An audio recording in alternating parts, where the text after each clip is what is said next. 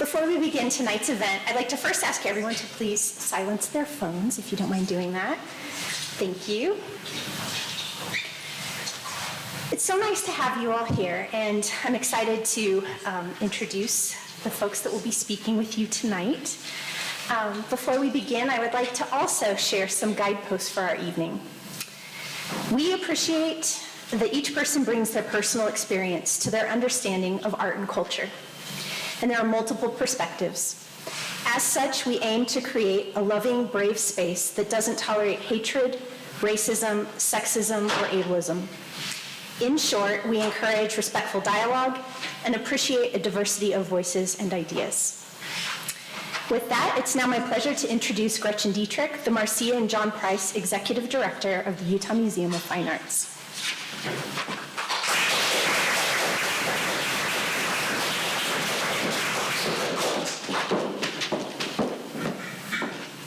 Good evening, everyone. Good evening and welcome to the Utah Museum of Fine Arts. We're really happy to have you all here. I've been looking forward to this for a very long time.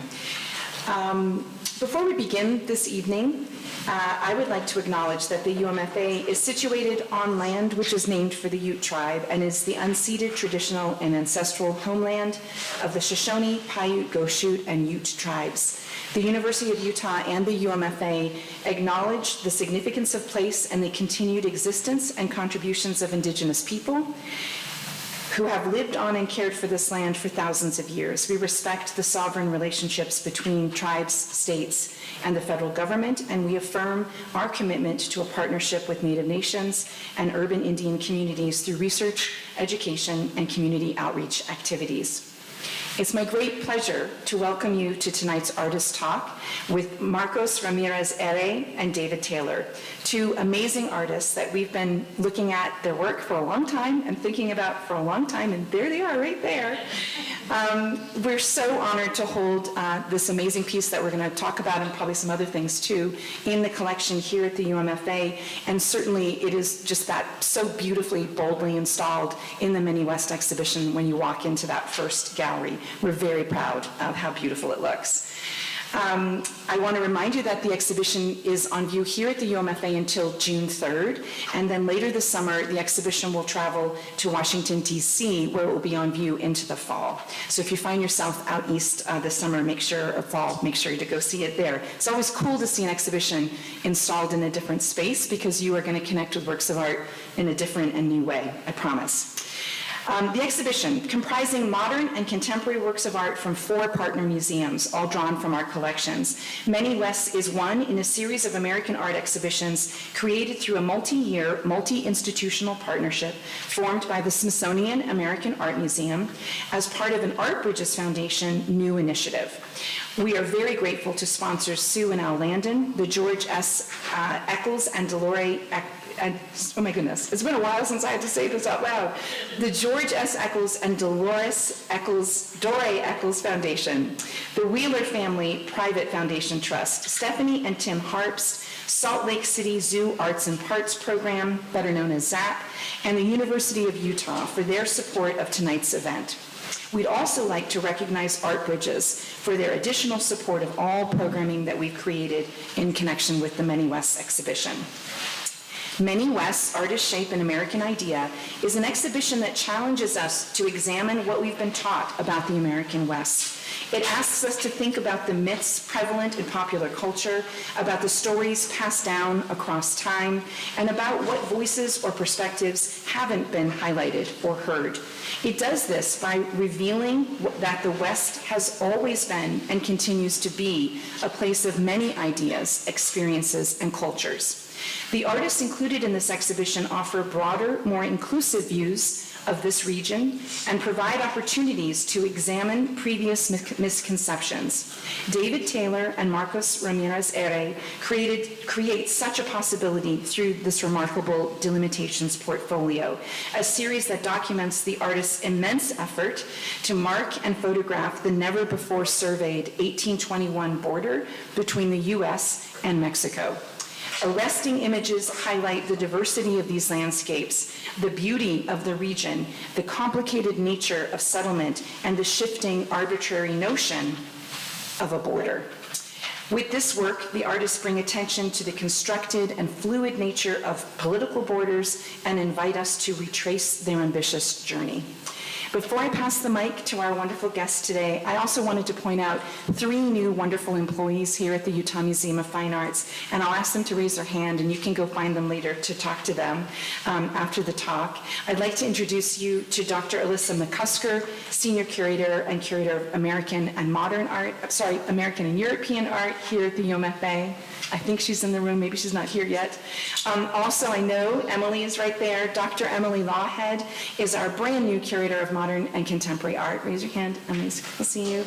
And I'm also delighted to introduce our wonderful new colleague, Nancy Rivera, who's been around Utah for quite some time, and I hope a lot of you know her. She is the UMFA's new Director of Planning and Program. So proud of the staff of this museum.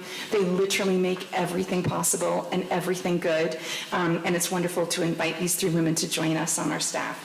So that's it for me. I'm honored to welcome you. Thank you so much for being here with us this evening. We're all excited to listen and learn from you, and thanks for making the trip to Salt Lake.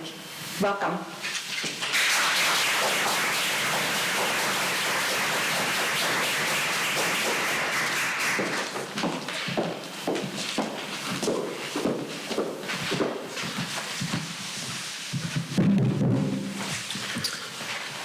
Good evening. Well, first off, thanks so much for having us. It's a great honor to be a part of this exhibition, a great honor to be in the collection of the Utah Museum of Art. And it's been such a joy getting to know everyone here at the museum and at the university that we've met and from the community. And just thank you for all the work that you've put into this. Your effort is deeply appreciated by both of us. Muchas gracias por la invitación. We feel honored to be, as David mentioned, in the collection, and then the invitation and the chance to see this beautiful, beautiful city and this beautiful university and the beautiful people that is taking care of us. So we were trying to explain what it was all about, the limitations and the project that we did almost 9 years ago. We've been trying to recognize ourselves in the photographs, and it's been sad. We're 9 years older now, but it was also amazing. It's been also an opportunity for me and David to reconnect, because we live close, but not that close. Tucson and San Diego, Tijuana are several hours apart, and we have our schedules kind of busy, whatever, and then it's been a good trip in many ways, you know. So yes, and also the border was closed for many years with the pandemic, and so that inhibited many relationships across the international boundary. Well, anyone that didn't have a visa that demonstrated that they had work across the border, any sort of occupation that was considered essential travel, if you were on any sort of a tourist visa, you didn't have an easy time navigating the border during the pandemic. So all of those things have come into play over the last couple of years, so it's a great reunion for both of us. Speaking, that's a good way to segue into the idea of boundaries. And ultimately, we're going to talk about this project. We'll give a little bit of background on previous work that we've done, but only as it relates to this work. And we are very casual in the first part of the presentation, and so we're happy to entertain questions at the end, but if there's a question that you have while we're presenting, we're happy to take a question midstream as well. So please don't be bashful.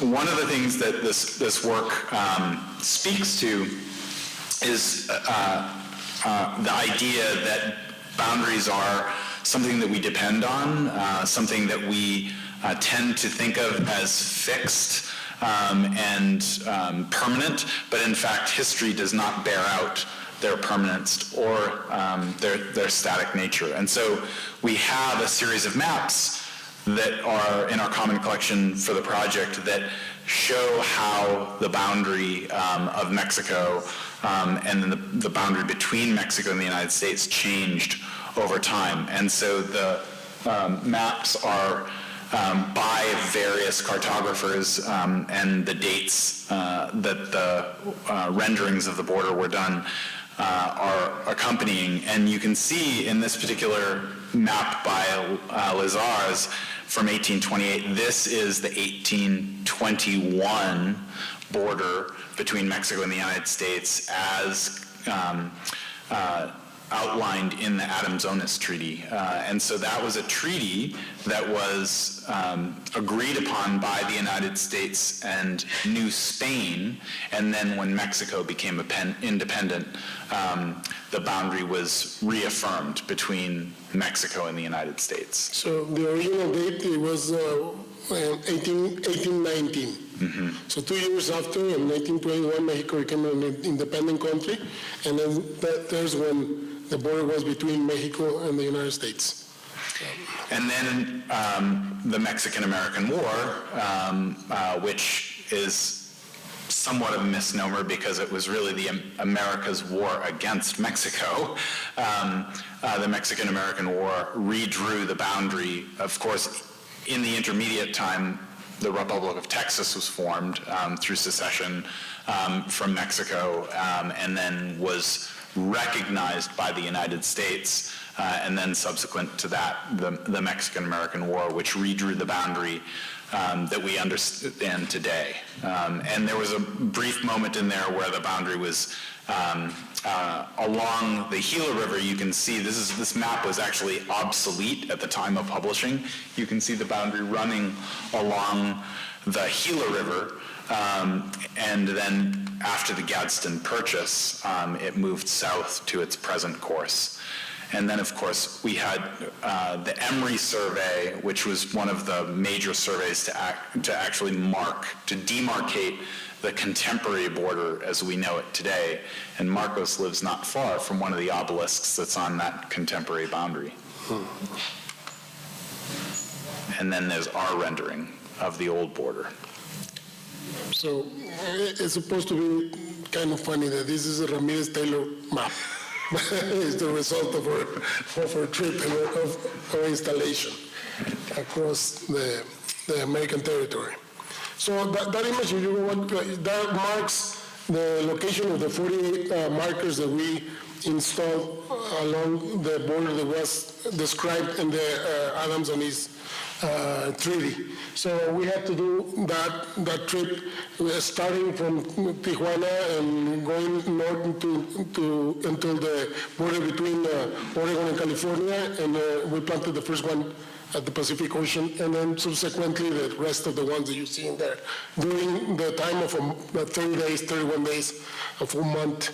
And we stopped at the middle for the opening of the Site Santa Fe Biennial, which was the Site Santa Fe was the place that in a way supported the project, and we stopped there, and then we continued our trip after the gala and finished in the Gulf of Mexico. But we will talk about that at a certain moment. So a little bit of background, how this project came into being. There, of course, is the history as we understand it, and this is a wonderful cartoon still that Marcos found. I remember this cartoon from my childhood, actually. It can be, it can be funny, and it is funny, but just in a certain way, because it is really complicated for a Mexican to learn from an early age that you came from two defeats. Your country came from the conquest, and then that you were defeated and part of your territory was taken. At least for my generation. I don't know if the kids now really do care about it, but it reflects the reality that was faced when I was growing up, while being a history person, a person who liked to read about history and read about the history of my country. So, but it's a good way to put it and relax a little bit the situation. That's silver medal. Yeah. But ultimately, DeLIMItations, it's something that grew very organically out of our respective practices. We both are makers, and we're both very much idea-driven in our work, and yet there's aspects of our practice that's very different, and sort of the arc of what we do is very distinct. But we found that there was a really a grand opportunity for us to sort of marry the two parts of our practice, or the two practices that each of our work represents, and come together and produce this project. So this is work by Marcos that he'll talk Just about. to example what we did before and after the project, but specifically this is a piece that I did in 1997 for a very important art festival, art event in the region of San Diego, Tijuana. The title of the piece is Story and Horse, and it's a piece that was placed right on top of the demarcation line between Mexico and the United States in the border of Tijuana, San Diego. So one half of the horse was on the Mexican side, the other half was on the American side, and the ladder that you can see there is right on top of the plate, the bronze plate that says boundary between Mexico and the United States. You can see that it's two-headed, and then it cannot separate, it cannot move from one point to the other. It's very different from the original in the fact that this one is translucent. You can see the intentions of the other, and it's very evident for us that know history and literature or whatever, to make up our minds of something like what a Trojan horse means. And so it was quite successful. I love and hate the piece because people always relate me with that one, and I have more work that they should know. We're finding this project casts a similar shadow that way, which, I mean, we should have such problems, right? So Marcos had made a career doing site-specific intervention, much of it commenting on the border, but also, as he spoke, looking at other sorts of spaces and other ideas about, belonging and citizenship and migration and affiliation.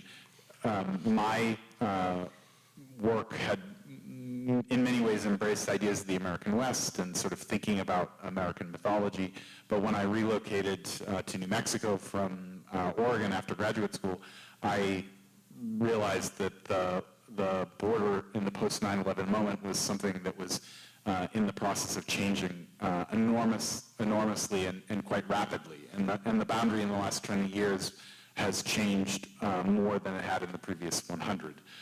So I commenced on several projects.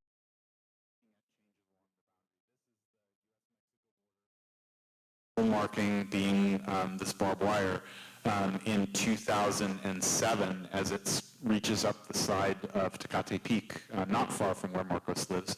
And this is the boundary in that same moment, actually, but in a different location, looking from the Andrade port of entry into Los Algodones, Mexico and Baja California. And so you see, right here, the sort of enormous fortification of the border that had begun to commence in that moment. Simultaneous to doing that work, I was also making photographs of all of the obelisks that mark the land boundary between El Paso Juarez and Tijuana San Ysidro. That there are 276 obelisks, and they, up until that point, were the durable and most evident marker of the border, but since have been subsumed in most of the land boundary by that imposing border fence that you see. And then switching back to Marcos. Yeah. So we had to start at a certain point after we became friends, because we coincided in an exhibition in Texas, and he visited for the whole project while he was photographing those markers, and I in a way assisted him to locate them and whatever. So we started having the wonderful idea of having a couple of beers, and with those beers we started discussing work, and then somehow we talked about previous works, and one of those works is this banner that is located on the floor, on the photograph, there is a two-sided banner that says two different texts. This one says Terra Nostra, and the other one says Terra Mea. The one, Terra Nostra, if you can switch for the next one, this is the way to see it first, which says Terra Mea, and it's like a bird's eye view of the border of Tijuana, San Diego, and you can see a diagonal element there, which is a zipper, and what I have is the two flags on the side, the colors of the flags, the American flag on the top, the Mexican flag on the bottom, Tijuana and San Diego, and the zipper dividing. It says Terra Mea, which is in Latin, it means my land. And then going back to the other image, the other side is more like a satellite, more far away, a satellite view of the U.S. Mexico, and I have the zipper again, the flag again, but now in that piece I recuperated all the states and all the land that was taken away from the U.S. by the U.S. from Mexico, from Mexico's map, from Mexico's soul, from Mexico's culture, for Mexico. And so I told him about that. He told me about his photographing the monuments, and somehow, and we don't remember for sure, I promise, we don't remember how we came up with the idea of marking that other border with the same elements that were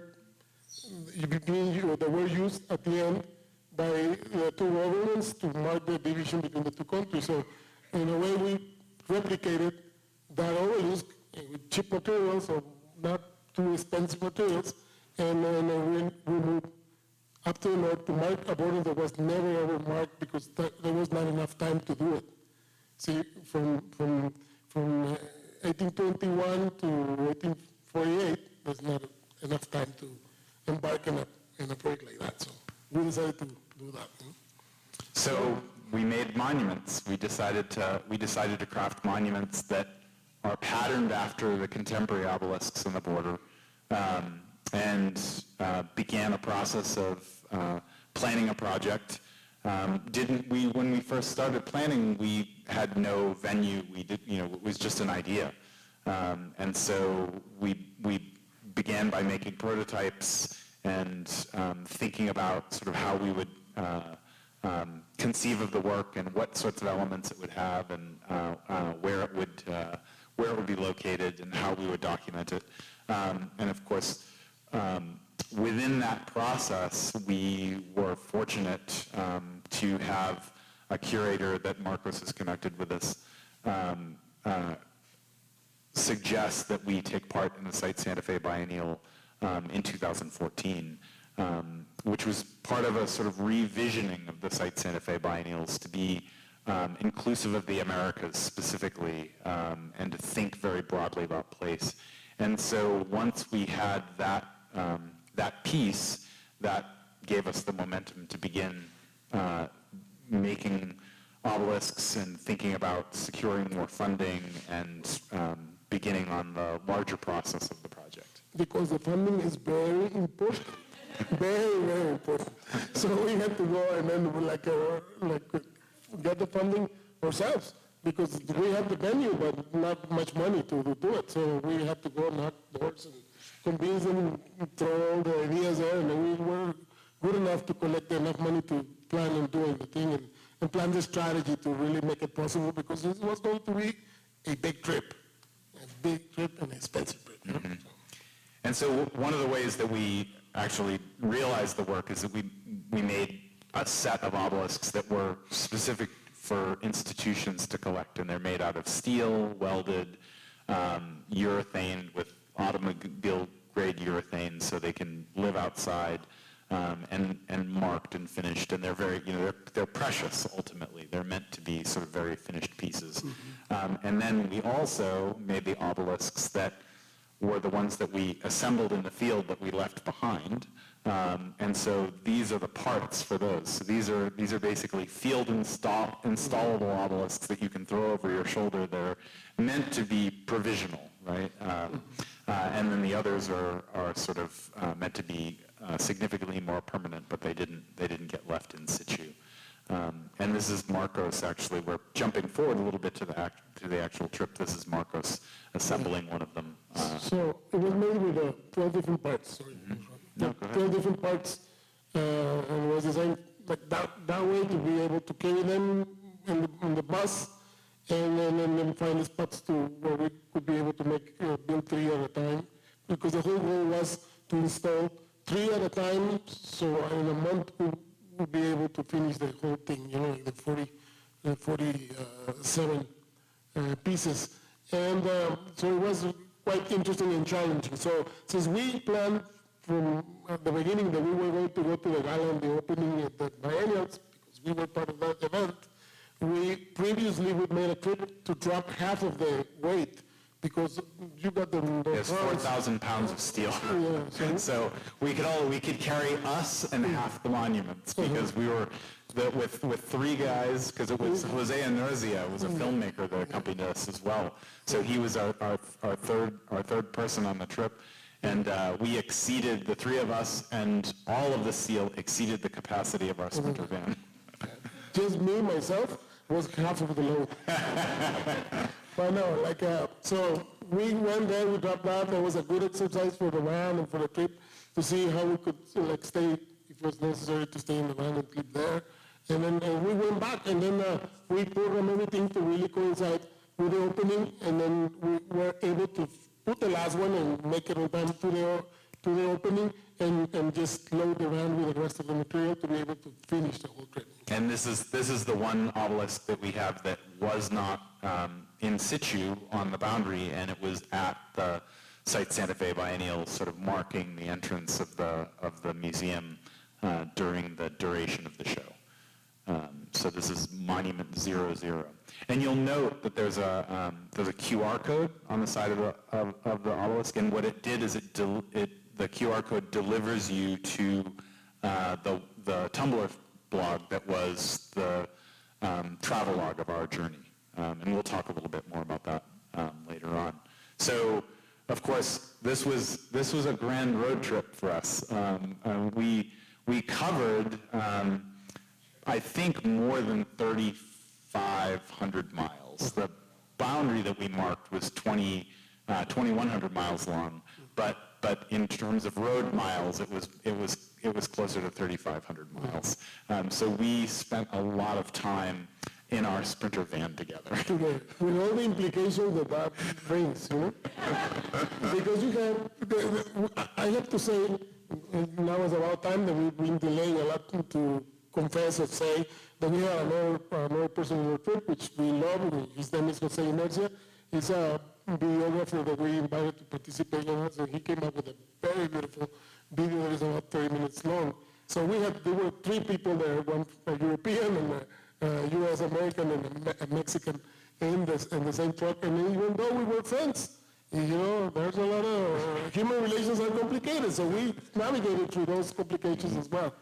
Well, and Marcos and I had spent we worked together for probably a year and a half straight on this project, because we had to raise all the money, we had to conceptualize everything. So we had already worked together for an enormous amount of time, and then we climbed into a van together for a month. So, and we were, as you can see on the side of the van, we were the Binational Commission of Historical and Geographical Borders, and so we like that because it mirrors the surveys that marked the contemporary U.S.-Mexico border. So those were all, that there is literally a commission.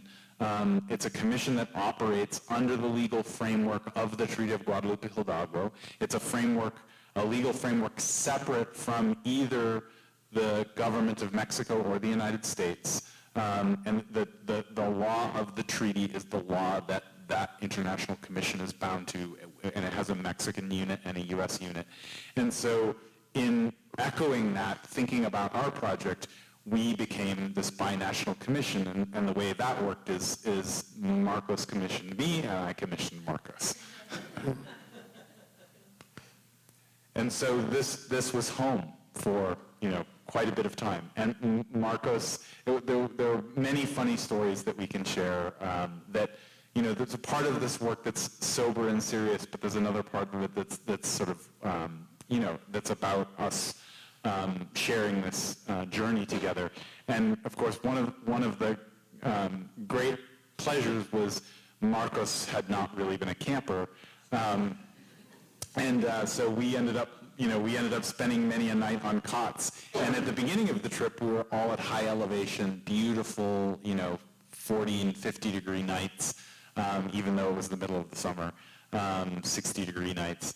And then toward the middle of the trip, by the time we got to the panhandle of Oklahoma and that area, it started to get hot and there started to be mosquitoes. And Marcos was still very intrepid, wanting to camp.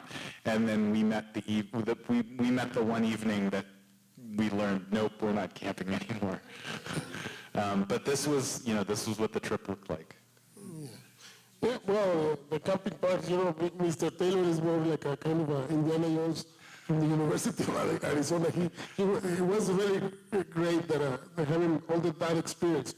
We both, I think, Jose and I were more like city boys, but it was a great experience. There was no discussions in that regard, because he was trying to scare us with the wolves and the bears, and it didn't work. The moment they saw us, they escaped.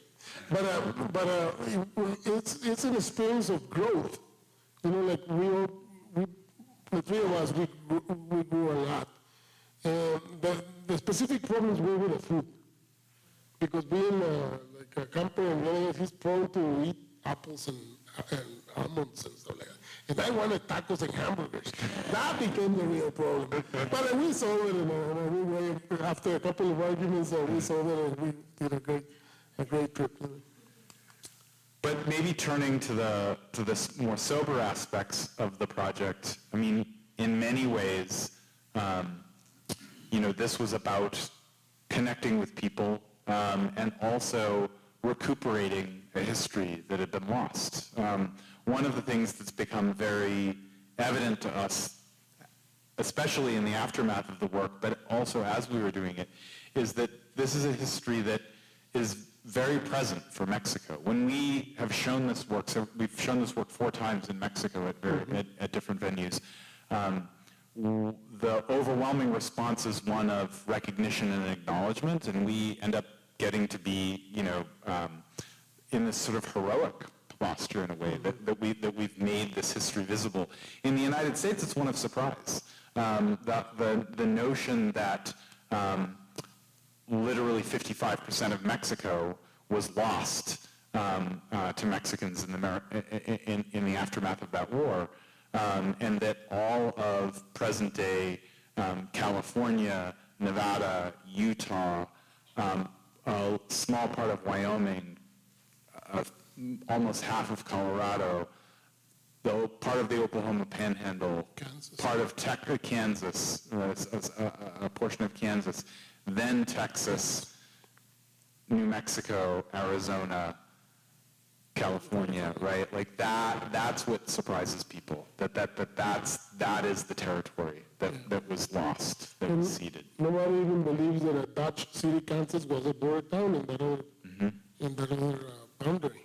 So it's a huge amount of land in many different landscapes. So the idea for us to go and jump in that barn and go across was also the opportunity to see the perimeter of what it was lost for Mexico, and then the perimeter of the possibility in the future of being able to share this land with the people that's coming to this country, and it can be welcome in a country that once was their land.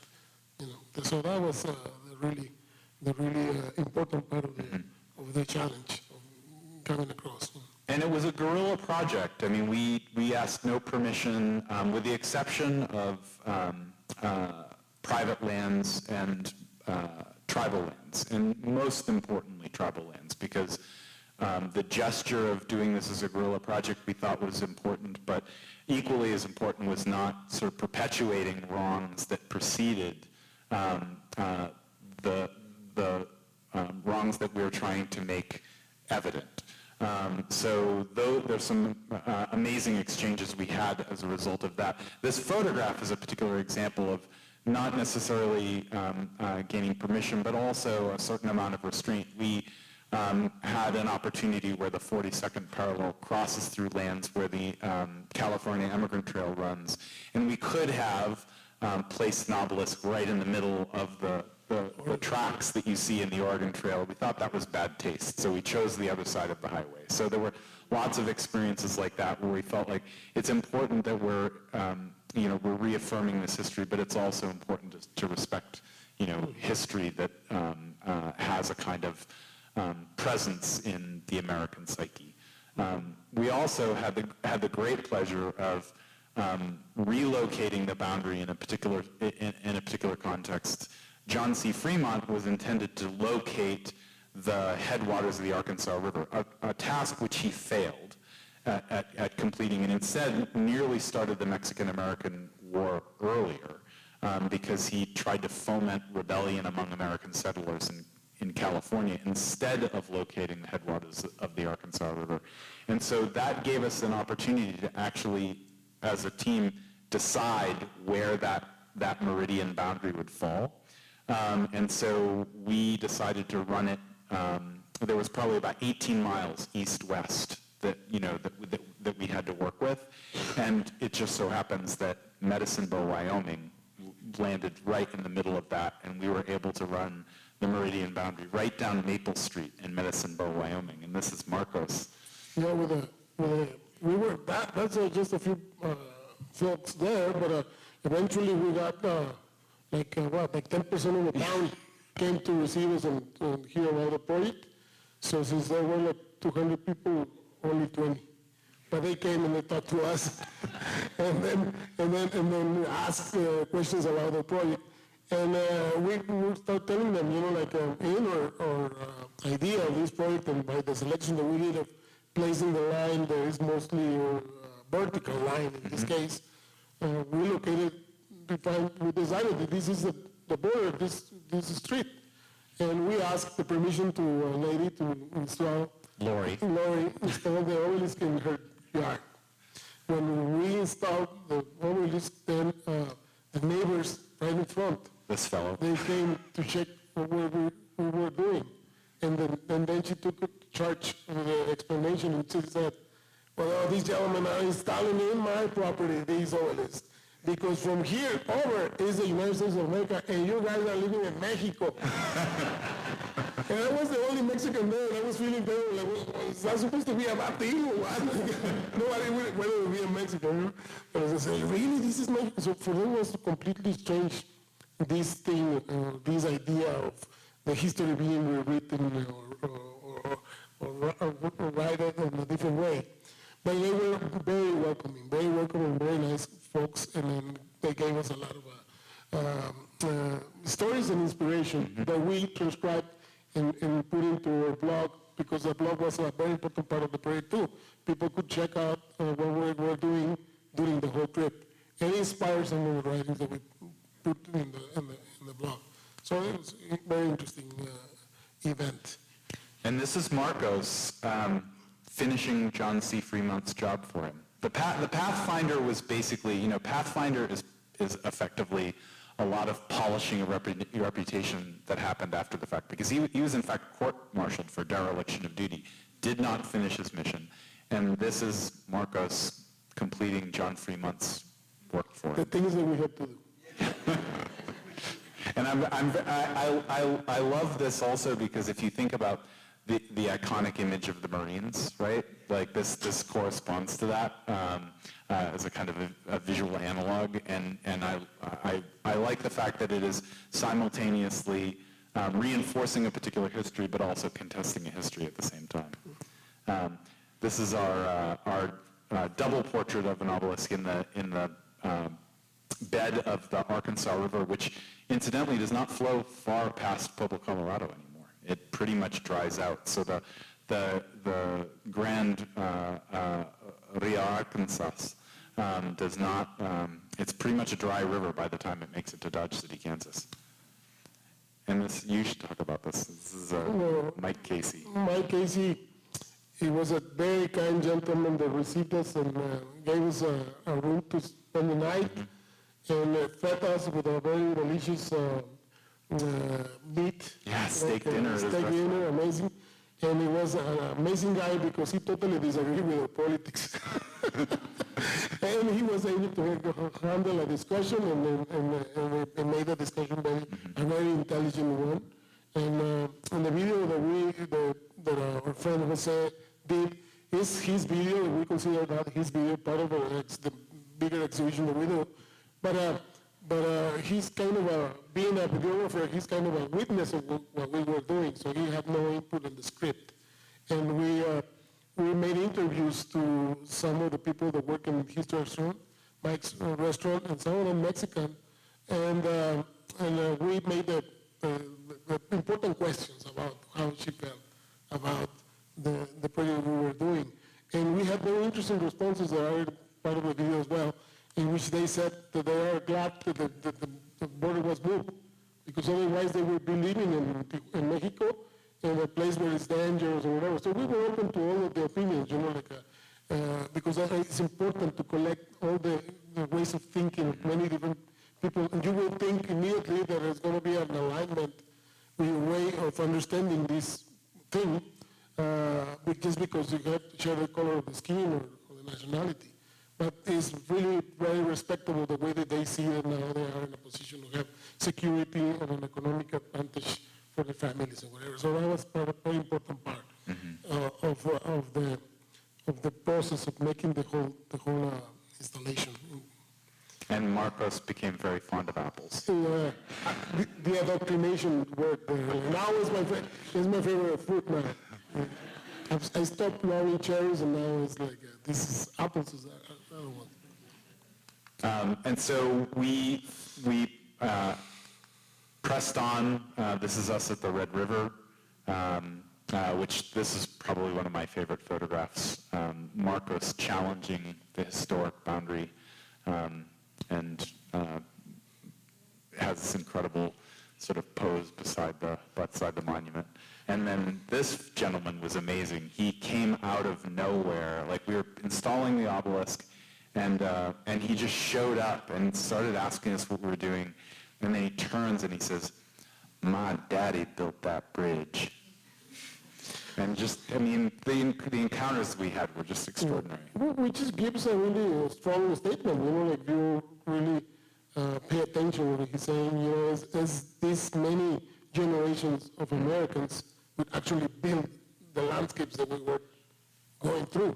So there is all this work that was put together, and then now there's Mexicans that come and help with agriculture, whatever. It is the work of many, many people from different nationalities that actually transformed this beautiful country into what it is now. And the fellow, he felt really proud of his father being the one that built and somehow or helped build that bridge. Yeah, that was interesting. And the one part of the border between, or the one part of the border that we were tracing that had actually been marked was the stretch between the headwaters of the Sabine River and the Red River, and that was the nascent border of the Republic of Texas, right? So, and we love it because there are granite markers, a few granite markers that are still left, and they say RT, Republic of Texas, but we take it to mean... Ramírez Taylor. So are you waiting for us? They were waiting for us. This is like a serendipity. Yeah, couldn't have planned it. And so just a few photographs. We were celebratory at the beginning, and we were very tired and hot by the end. Time. It was time. And so just a little bit of context. The work effectively is the site-specific installation. It is the trip.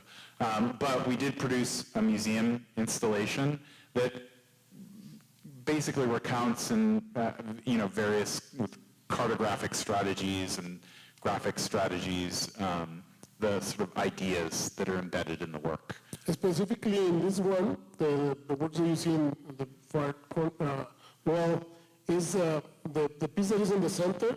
That is the trunk that was lost for Mexico, which is the the map in your left hand.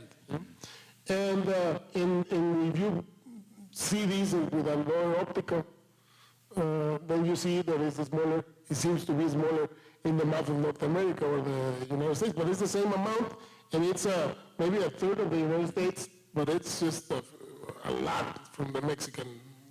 55%. 55%. So that's a way to really present it, for us. And we also did, and this is, again, it was a fusion of our practices, and so Marcos has a long history in his work of producing signage.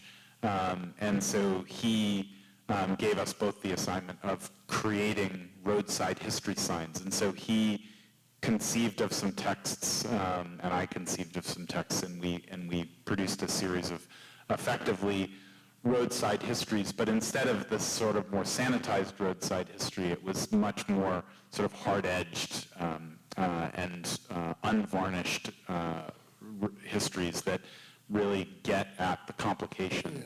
Yeah. We found out that we went through a couple of places where they were highlighting events that were kind of superficial or more like a Hollywood-style things that happened there, like a gunfight or whatever. When like massacres to Indian communities will occur only like a couple miles to this side or the other side. So in a way, hiding the important and the really significant history to just make up by putting some other events that were not that important. Not in all of the cases, but in a couple of them. So we say, why don't we do something that the way it should be done, explaining the things that really, really happen. And not necessarily by Mexicans talking about the loss of that property in Mexico, but one of them is by Ulysses S. Grant talking about how unjust was the war between Mexico and the United States, which he fought. Mm-hmm. So those are like the kind of things that we display in the exhibition at the end of the whole project. And then, of course, there's the broadsheet, which hopefully you all can have a copy. They're available at the entrance, which we have a little something that we're going to share with you that is descendant from this broadsheet. And this is actually an obelisk, an image of an obelisk, several years after the project. And it's in many ways a really great metaphor for the very fraught circumstance that we see on our contemporary border. The obelisk is, tipped over on its side and it's shot full of holes, which I think is probably not a bad comparison to how we see our immigration policy playing out with the United States contemporarily. We did do a reading, and we're gonna share a sort of impromptu performance that we did. We're going to reprise it tonight. That was at the Site Santa Fe Biennial opening.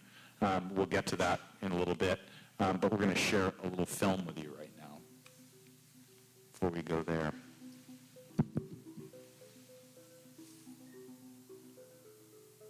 This sort of just gives you a flavor of the trip.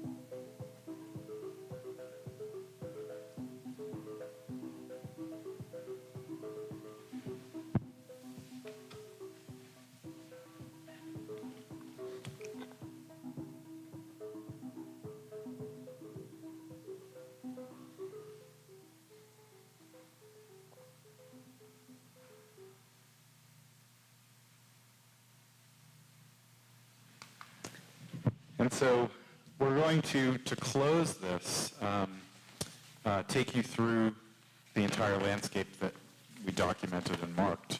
And we're going to read some of the Adams-Onís Treaty, and that'll close this out. So I'm going to start right now. And at the same time, you will be seeing the 48 images that are outside. Okay. La línea divisoria entre los dos países al occidente del Mississippi arrancará del seno mexicano en la embocadura del río Sabina en el mar. Seguirá al norte por la orilla occidental de este río hasta el grado 32 de latitud. Desde allí, por una línea recta al norte hasta el grado de latitud en que entra en el río Rojo de Natchitoches, Red River, y continuará por el curso del río Rojo al oeste hasta el grado 100 de la latitud occidental de Londres y 23 de Washington, en que cortará este río y seguirá por una línea recta al norte por el mismo grado hasta el río Arkansas, cuya orilla meridional seguirá hasta su nacimiento en el grado 42 de latitud septentrional, y desde dicho punto se tirará una línea recta por el mismo paralelo de latitud hasta el Mar del Sur. Todo según el mapa de los Estados Unidos de Mellish, publicado en Filadelfia y perfeccionado en 1818. Pero si el nacimiento del río Arkansas se hallase al norte o sur de dicho grado 42 de latitud, seguirá la línea desde el origen de dicho río recta al sur o norte, según fuese necesario, hasta que encuentre el expresado grado 42 de latitud y desde allí, por el mismo paralelo, hasta el Mar del Sur. Pertenecerán a los Estados Unidos todas las islas de los ríos Sabina, Rojo, Natchitoches y Arkansas, en la extensión de todo el curso descrito, pero el uso de las aguas y la navegación del Sabina hasta el mar y de los expresados ríos Rojo y Arkansas en toda la extensión de sus mencionados límites en sus respectivas orillas será común a los habitantes de las dos naciones. The boundary line between the two countries west of the Mississippi shall begin on the Gulf of Mexico at the mouth of the river Sabine, in the sea, continuing north along the western bank of that river to the 32nd degree of latitude.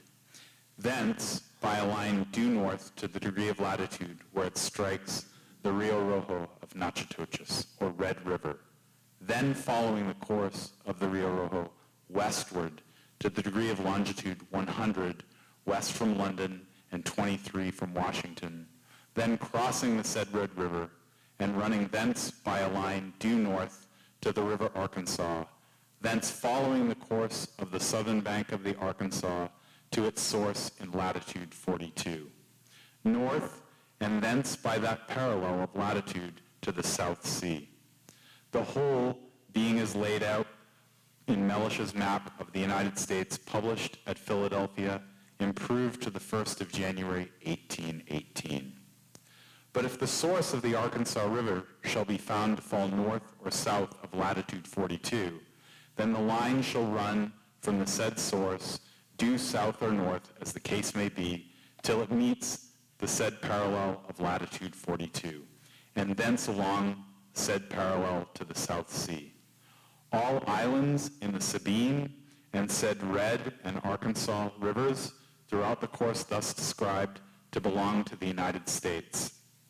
But the use of the waters and the navigation of the Sabine to the sea and of the said rivers Rojo and Arkansas throughout the extent of the said boundary on their respective banks shall be common to the respective inhabitants of both nations. Las dos altas partes contratantes convienen en ceder y renunciar todos sus derechos, reclamaciones y pretensiones sobre los territorios que se describen en esta línea, a saber, Su Majestad Católica renuncia y cede para siempre por sí y a nombre de sus herederos y sucesores todos los derechos que tiene sobre los territorios al este y al norte de dicha línea, y los Estados Unidos en igual forma ceden a Su Majestad Católica y renuncian para siempre todos sus derechos, reclamaciones y pretensiones a cualesquiera territorios situados al oeste y al sur de la misma línea descrita. The two high contracting parties agree to cede and renounce all their rights, claims, and pretensions to the territories described by the said line. That is to say, the United States hereby cede to His Catholic Majesty and renounce forever all their rights, claims, and pretensions to the territories lying west and south of the above described line. And in like manner, His Catholic Majesty cedes to the said United States all his rights, claims, and pretensions to any territories east and north of the said line. And for himself, his heirs, and successors renounces all claim to said territories forever. Mr. Taylor, based on mutual agreement, how long was the boundary described in this treaty intended to endure? Forever. And how long did forever last? 27 years. Thank you. Thanks.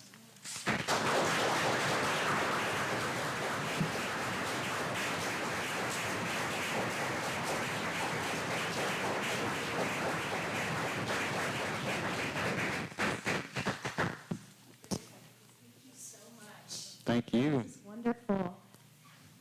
We're just about to make it to the Gulf of Mexico here. We're very close, yeah. We have time for some questions, and yeah, would love to hear one right here. We love questions. Oh, that was such a wonderful presentation and such a brilliant project. Thank you for sharing that with us. Thank you. The obelisk has a really long history of complicated, from Egypt through French colonialism, Washington Monument. Was there some discussion on that as you were planning that choice for your monuments? What did you think about, or how did you make some of those choices knowing some of that history and legacy? Well, like we were in a way, I think that the decision there was in a way have a point of reference with the ones that were selected by somebody else. Because everything before the project and the project was somebody else's idea that we are reacting to. So by placing the same element, it's like saying, well, this is not supposed to be here, this was supposed to be there, So for that you needed the same icon or the same element, and to make that point in a way, But if we were asked, we explained to people that that was a decision that was made like, 30 years after the land was obtained by the United States of America. So it seemed to us that we could have invented something else, but why, if we already had something that really was strong enough to make the point that we were trying to make. And there's amazing history embedded in those obelisks insofar as the contemporary border has effectively moved because of border wall. So all of the border wall, because it's not installed by agreement, it's outside the treaty obligation. It has to be north of the U.S.-Mexico border. So in effect, the United States is ceding fractional amounts of territory to Mexico, and the functional border has become border wall, and the obelisks, while they still are the official demarcation of the border, have become somewhat anachronistic. They seem, in their scale, in their proportion, they're 6.5 feet tall. They have a kind of dignity to them, especially compared to what's going on the border now. But historically, they were referred to by Mexicans as the iron teeth of the North. So there's a kind of interesting way that vantage point really plays into perception, right? That something that was seen as a hostile monument has come to seem, much less threatening and much less fraught, Ominous is a great word, yeah.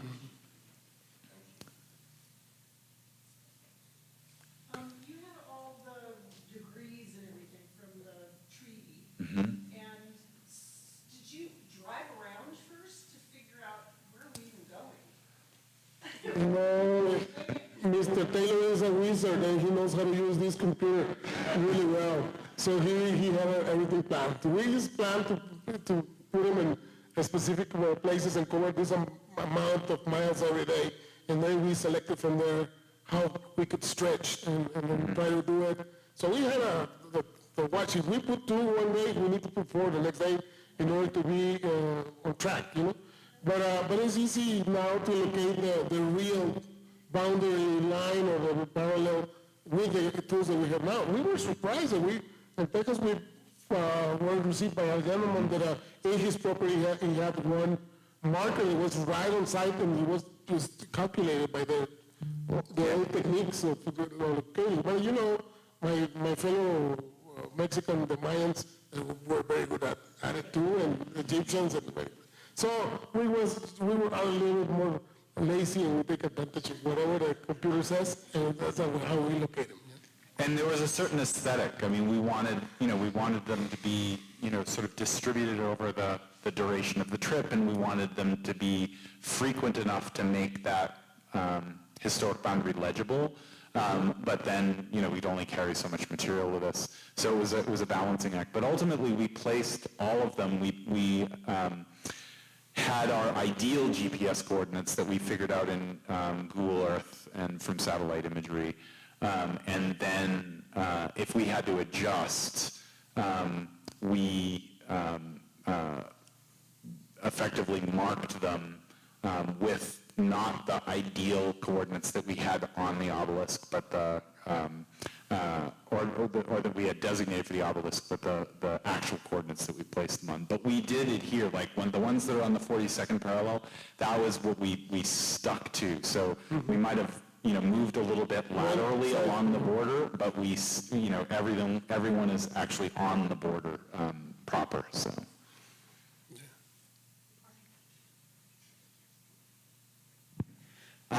So I can't imagine that the trip was entirely pleasant. I'm sure there was some people who might have been opposed. But even if there weren't, how did you guys plan to address that if somebody was to, say, not let you use their land or even like challenge the idea in itself? I'm sure you guys had discussions about that. That happened here in Utah, actually. Yeah. We discussed already that. We answered that question early on because a lot of people asked the same thing. So we had the first problem was here, but it was a mild, and it helped to be trained. You see, we wanted, since it was a project, it was a guerrilla project, we wanted to accomplish it without obstacles. So we were not really making a lot of noise about us putting the thing, but we needed to ask permission to people. So we were eventually had to end up having contact with people and explaining what we were trying to do. So here in this state, we went to a particular place and we located the location that we wanted, and there was a gentleman there right by the marker that we had in mind. And he was having a conversation with another gentleman. We waited for a while, but they kept talking, so we approached and then they interrupted a little bit. And then we explained what we were doing, and he kind of totally disagreed with what we were doing. He was kind of rude. He says, definitely the answer is, no, you're not putting that in my property. But on the other hand, the gentleman that was with him, which we did not approach in the first place, he says, well, I represent and I'm in charge of a property that is right next to Mr. whatever the name was. And if it works with you, I'm perfectly happy to have it over there, and you're more than welcome. And it was still on the line. So, so you have those two things, Yeah. So we were not happy about the response, and because it was a little bit rude, but we were super happy that another person had the kindness to tell us that he agreed, or even if he did not agree, that he was willing to allow us to do it. And so we were happy. That was the first one. We can talk about the second one. Yeah, there was another that was considerable that Marcos and Jose weren't present for, but it was at a outdoor shop in Wyoming, which is basically a gun shop, right? And it was very hostile response. And they saw the van, and it was just they were like, get out of here, and there was words about how the border should be way more militarized than it is now, right? So, but then conversely, we had people who maybe didn't share our politics, but really, understood what we were doing or were curious and interested in work. I mean, Mike Casey was a perfect example. He was enormously gracious. Sort of a cross between a patron and a cowboy. Lots of Mexicans working in his restaurant who he referred to as his Mexicans, and which was problematic in and of itself. But at the same time, he had a kind of graciousness, devoutly Christian, and so there was a very interesting negotiation there, and there was a friendship that came out of it. Marcos and he really bonded, and there was a kind of mutual respect, and he was truly intrigued by the project and made arrangements. It was the best place for us to put the monument was on the land of an acquaintance of his.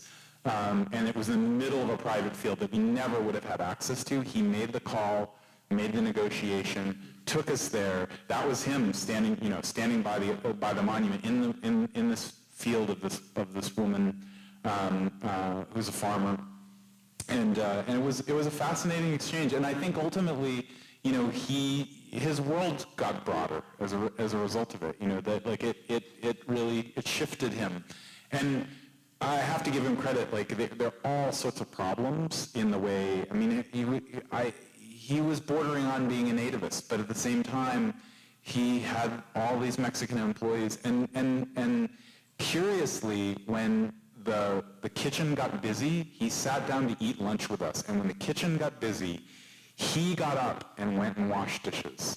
And so there was something in that was like, it was more complicated than just simple politics. Yeah, besides all politics, the guy was a gentleman. Yeah. And he was a kind guy. He believed whatever he believed because he grew up in that type of society with those beliefs or whatever. But we can always discuss it. We grew up that night learning stuff from him, and I'm pretty sure that he learned a little bit from us. I remember that I had a amuleto, I don't know how you say it in Spanish, Jackie or from the elite band with colors, and he liked it. So when we were leaving after the delicious steaks that he provided for us, he fed us well for 2 days. I couldn't make it back to the bus because I felt that I needed to give him my thing for the good luck of the trip. But he liked it, so I went back and I said, okay, you like it. Just hope, pray for us and hope that this still works being far away, And so like that, we had a lot of good experiences. And then we had an African-American president.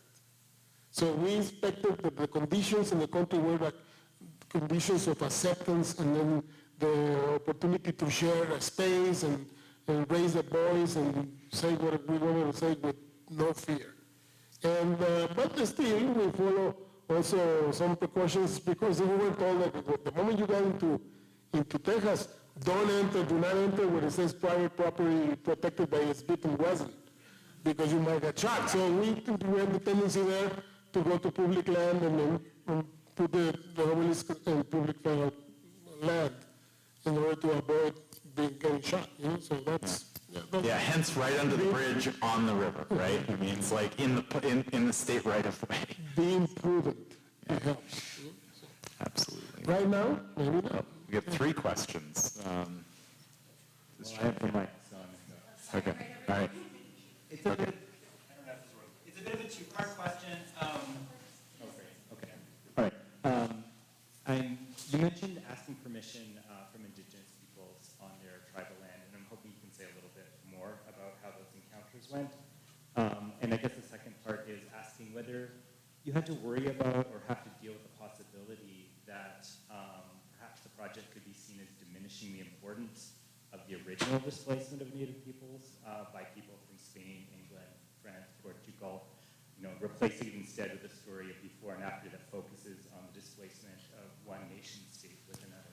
No, I mean, it's a very good and fair question. In many ways, what this project also does, it points to that original conquest, right?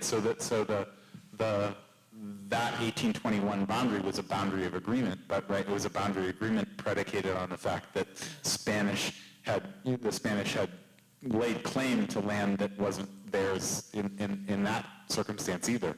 And so we're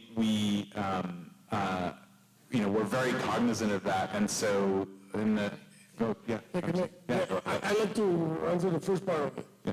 The first part of the question. Because we have a very specific thing in the reservation.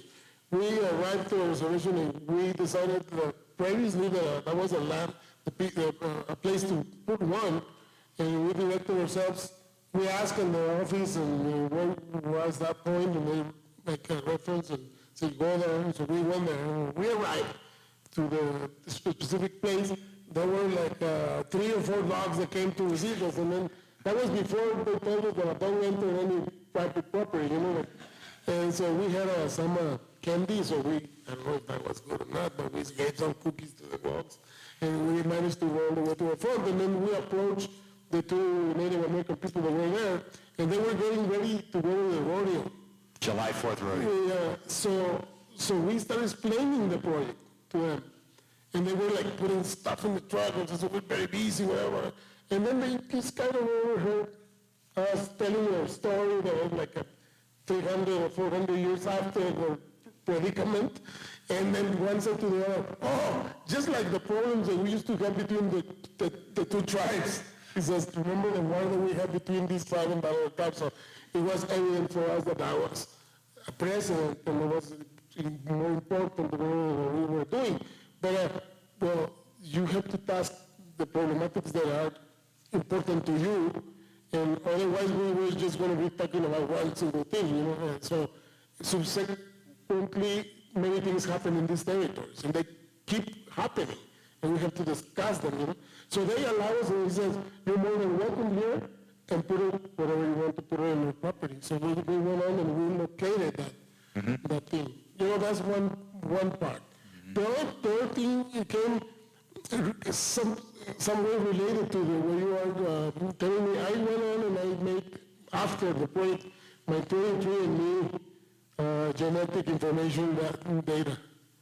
And then I got it, and then I found out where I'm coming from, and that I'm a mosaic of different cultures, many, many different cultures. And that on my mother's side, we have the genetic code of A1, in a way, she worked for 50,000 years, or she and her ancestors, the mitochondrial DNA came all the way from Africa through the Eurasia and Siberia and got across Bering Strait and came down to Mexico and to America, whatever, and then at a certain point, when they gave me the information, they said, just recently they found a couple of bodies in the Monterey Island, right in front of Monterey, California, that bear that DNA. So when we went back after the opening to Science and Affairs, we were invited to a dinner, and then a couple of the donors and supporters of the thing got a little bit tipsy. And one of them, they sat Mr. Taylor on one table, and I was sitting in another one. And a guy said, my wife wants to ask, he didn't allow the wife to ask, he says, no, and she wants to know what gives you the right to talk about this land or whatever. And I said, well, I just have, before I did the project, I kind of imagined that I had some right because I'm a mestizo and I'm a part European and Spaniard and Portuguese and part Azteca or whatever, Native American in a way. But now I know that like I've been in California for 10,000 years.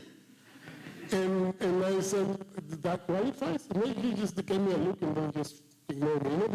But it was, if we go to the science, well, I have all the right to do what I'm doing over here because I am Mexican but I am also Indian, and I'm also Spanish, and I'm also Portuguese, and I'm 1% African, and I'm 1% Korean.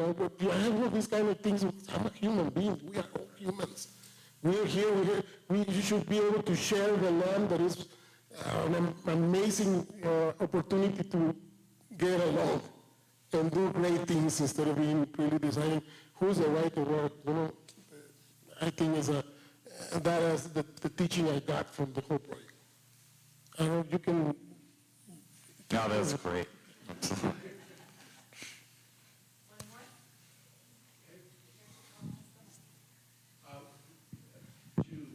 Two parts. One, how much do those things weigh? They're quite light. We fabricated them from 22 gauge, 22 gauge sheet metal. So they needed to be assembled to be really rigid. But once you get a bunch of them, I mean, 2,000 pounds for half of them. So any one of them weighed, like, I don't know, 30 pounds or 40 pounds, but the whole lot of them weighed a lot more. And how many the one that was knocked down and shot, how many remain? We're unsure. And I mean, one of the things I think that's important about this project is that, and this maybe goes back to the, the question about, indigenous sovereignty and sort of, First Peoples' rights, to the original claim to the territories. We didn't want it to be a durable mark, right? We wanted it to be a mark, a gesture that acknowledged a particular history and then could be displaced. And so, there's the opportunity for them to be, tipped over, stolen, whatever it might happen to be. But the notion of a permanent gesture was actually, to us, sort of problematic for many reasons. And then also, it echoes the fact that boundaries are a recent manifestation of our history. Almost all of the boundaries in the world are a product of colonial enterprise. And so it's a short history. It is a history that is not one of stasis, and it's a history in motion. And so we really, we wanted the project to echo that. And so ultimately they're not fixed. One did get, we know for sure, one got adopted in Leadville, Colorado. The Historic Society of Leadville, Colorado decided to make it one of their official monuments for the county. And they fixed that one in place. And it's in a fishing hole right on the Arkansas River. And we love that. We love the idea that there was the opportunity that they could be adopted and then the others are just gone. And adding to that, we have had a couple of presentations, more than a couple of days, and we use a metaphor for this thing. Historically, for Mexico, it represents a wound. For my generation of Mexicans especially, a historical wound that does not have a scar. It didn't have a scar that really proved the point of that wound. That was the wound, but where is the scar? So we went on making the scar. But once you have the scar, you want the scar to disappear. You put cream or something, whatever that happens. So we did what we needed to do. And then if it goes away because the intention is not to separate, but to unify in a different way, with equality of circumstances to everybody. And for that, you need to make a point. Yeah, ultimately, it's all about acknowledgement, right? Because this is the fight that we have right now. We're in the process of erasing histories, right? Saying that certain histories can't be told, right? That they're off limits, right? And so I think the most important aspect of this is sort of, reclaiming, making visible, and making present the fact that there are multiple histories and multiple vantage points on those histories. And that acknowledging them is powerful and necessary, right? And so that can come with the good and the bad, right? That this is not just about one conquest; it's about successive conquests, right? But nonetheless, if we erase one, we erase the previous, right? So we need all of those layers, right? We need to be critical about all of that material. So.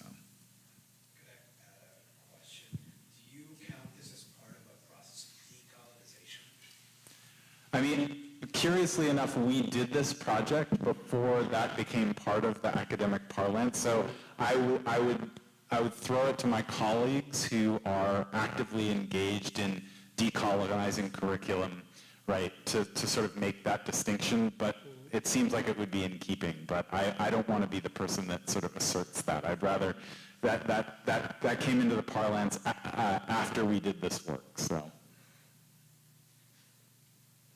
David and Marcus, thank you so much. We really appreciate it.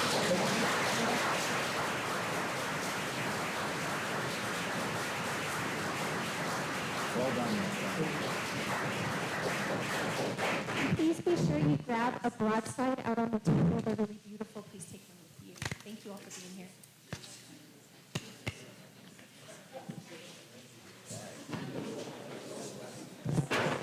David,